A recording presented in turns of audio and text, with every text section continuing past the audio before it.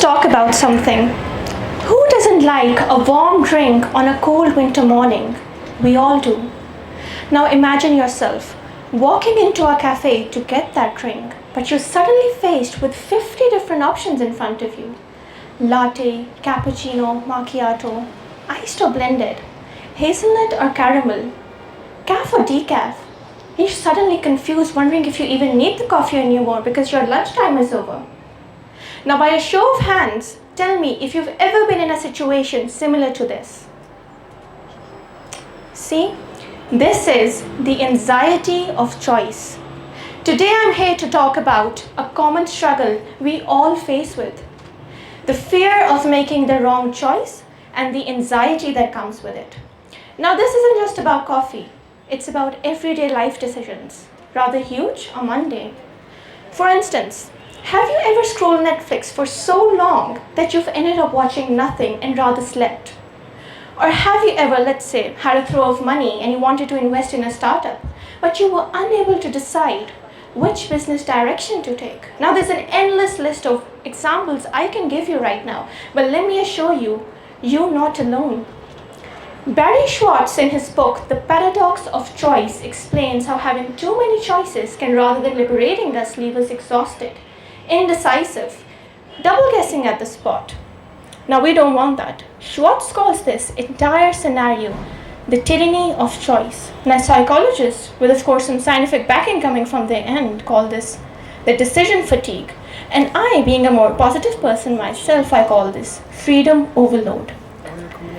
Now, I assume most of you would agree with me that choosing your career is one of the most exhausting decisions you can make in your life. When I was choosing my career path, I wasn't just choosing one path. I was being endlessly haunted by the many paths I wasn't considering. Convincing my family that to pursue law is the best option for me was an anxiety-inducing experience in itself. But I persevered because I made the one choice to trust myself and convince the rest to do the same. And here's what I learned from this, and here's what I want you all to learn from me today. The problem doesn't lie within the numerous choices we have. It lies within ourselves. It lies within our mindsets.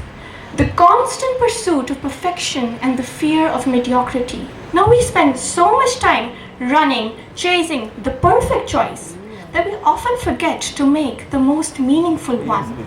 When we choose to trust ourselves, we tap into the well of wisdom we have built over time. Now let's suppose you trusting yourself while making a decision. What's the worst that could happen? You're going to end up making a wrong decision, but you're going to learn from it. You will take risks, which will in turn open opportunities for you that you might have been yearning for from a very long time or have been manifesting. Okay, now, the next time you make a choice, you need to remember is that don't compare your choices to others, for your definition of perfection is far different from theirs. You need to realize that the anxiety, I do understand you all have anxiety, but your anxiety, your fear, your distrust in yourself is what's making you hold back from every opportunity you can achieve. And that's not right, whether it's the peace of your mind or the numerous opportunities you're losing. Now, next time you have to make a choice, you need to remember that you need to keep things simple and clear. Let peace prevail from your minds into your surroundings and into your lives. Now, by now, I think I do make some sense and you must have a point in your mind. But what needs to be reiterated is that, in summation, the anxiety of choice will simply not exist when you understand that the only and the most biggest choice in life you will ever make is not between option A, option B, or option C. It is choosing to trust yourself. Do that and the rest will follow. Thank you.